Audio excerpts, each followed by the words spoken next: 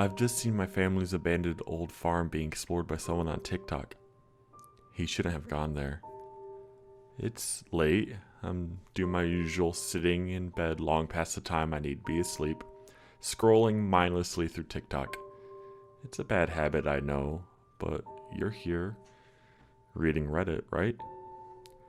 I lazily flick the last watched video away, a cat wearing a helmet fashioned out of a melon, and a live feed takes its place. It's dark, with torches or headlamps, making almost a strobing effect in some crusty old building. Ghost hunters or something like that. Not my thing. I raise my finger to scroll again, but at the last second, something catches my eye that stops me dead. The camera pans past a black and white framed photograph on the wall. It's my grandparents on their wedding day. I sit stock still, watching intently as the camera moves forward. I would recognize that photo anywhere, having examined it countless times as a child visiting their farmhouse. It was my favorite picture out of any hanging on their walls. This TikToker couldn't be in my grandparents' old farm, surely.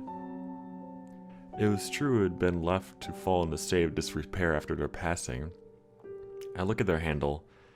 Abandoned Explorer 305. I make a mental note to click on their page and see where else they've been, but for now, I cannot bring myself to look away from this feed, in case it disappears forever.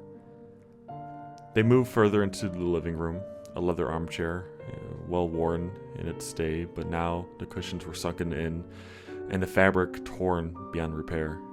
The fireplace, exposed stone, and an enormous oak mantel, once the impressive focal point of the room, now warped and cracked. The lucky horseshoes that had hung from it litter the hearth, dull and lifeless. They always had been a pride of the place over the fire, polished and would glint in the firelight of the evening. The person holding the camera is speaking. I hardly noticed as I was so wrapped up in the cloud of nostalgia and outrage at this place being invaded. There are so many horseshoes around here, he was saying. They're over door thresholds. There was one laid in the kitchen floor, and these ones look like they used to hang over the fireplace. Now, I know this is a farm and they probably did have horses, but they're just everywhere. Now, everyone knows horseshoes are known as a good luck charm, but unless you're into your folklore, you may not know they also ward off evil spirits. I roll my eyes. Common knowledge. Another TikToker claiming to be an expert on the paranormal. His observation does set off a small prickle in the back of my neck, though. There were a lot of horseshoes at the farm. I tucked that bit of knowledge away for future reference. Many years ago, they had horses. But since the advent of modern tractors and farming methods, they were not needed, and neither Granny or Grandpa had the great love for horses that I was aware of. Granny had always been a tad superstitious, so horseshoes, lucky heather, four-leaf clover, that sort of thing. For the most part, I loved going to stay at Granny and Grandpa's when I was small. Apart from going to the bathroom alone, the only bathroom was upstairs, at the furthest end of the house, from the kitchen or living room. To a kid, it felt like an epic journey. Going wasn't so bad. Once the door from the living room was shut, you'd find yourself in a cool, quiet passageway, all sounds of life muffled by the thick wood. The air was so still, you can hear a pin drop. You walk along and turn back 180 degrees to go upstairs. The upstairs landing was split on 2 levels, so you'd step down onto the back of the landing and then take a right to get to the bathroom. It was going back down that was the problem.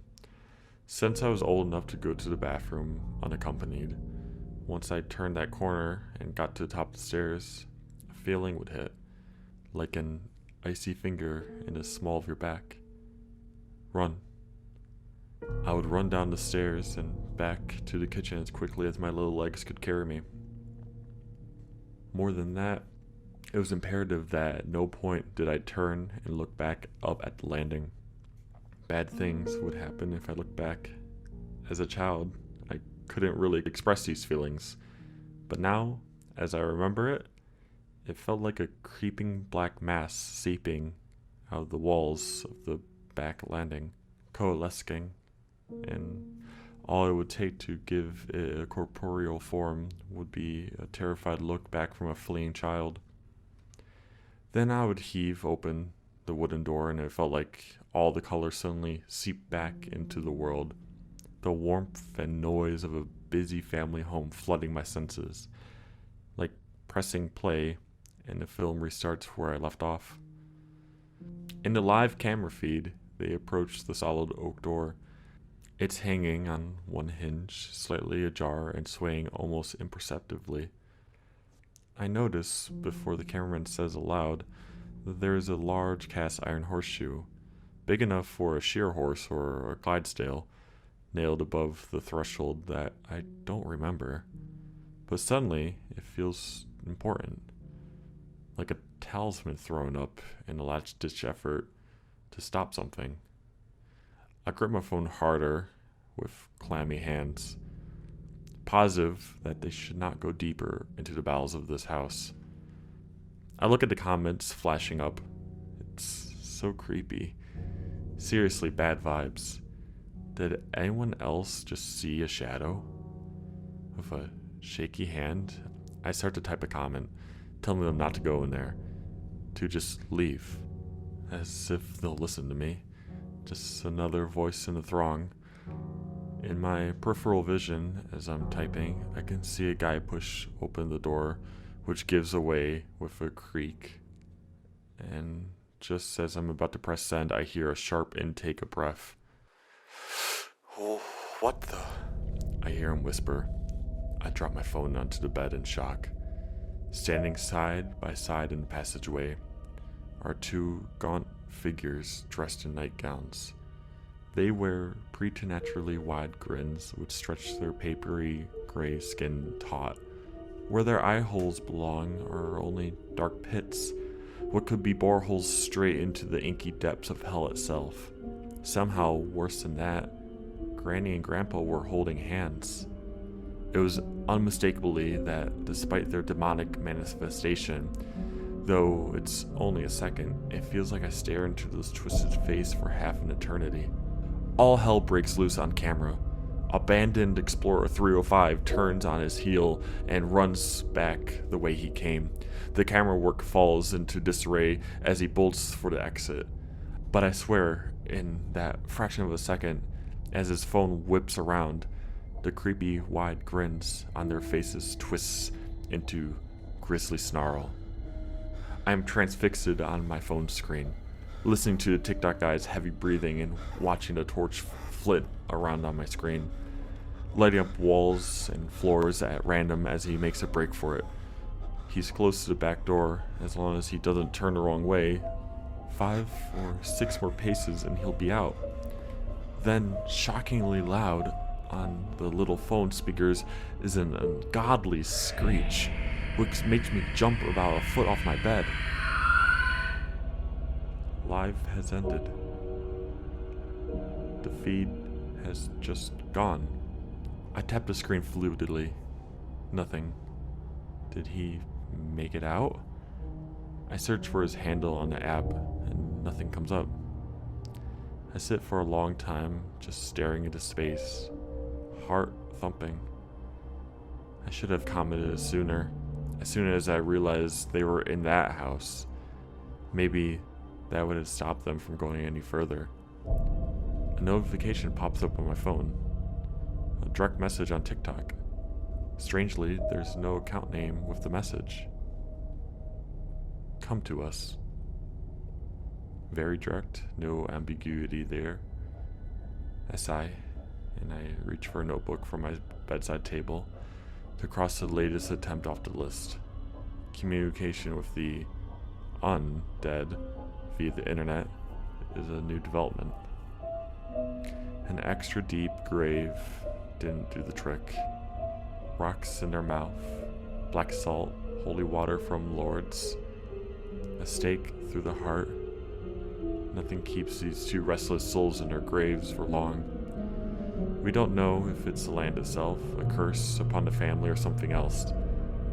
Did they see that black thing I was so afraid of as a kid? Was that the reason, or a symptom? I glanced down at a list of things yet to try. Next up, decapitation of the corpses. I don't relish the thought of that one. I fire off a quick text to my brother. Trouble at mill. That's the code. Code for get your shovel. We're off to dig up old Granny and Grandpa again to see if we can finally get them to rest in peace like you're supposed to. The problem is, each time we try to end this and fail, every time they come back and they are more changed than before. The last time they climbed out of that grave, they looked like themselves, only dead. Upsetting, but to be expected. The nightmarish figures that I've seen tonight were worlds away from that. I worry that we're giving them power, feeding them somehow. But we can't just let them roam free, especially when other people get caught in the crossfire. I think this is going to require some outside help.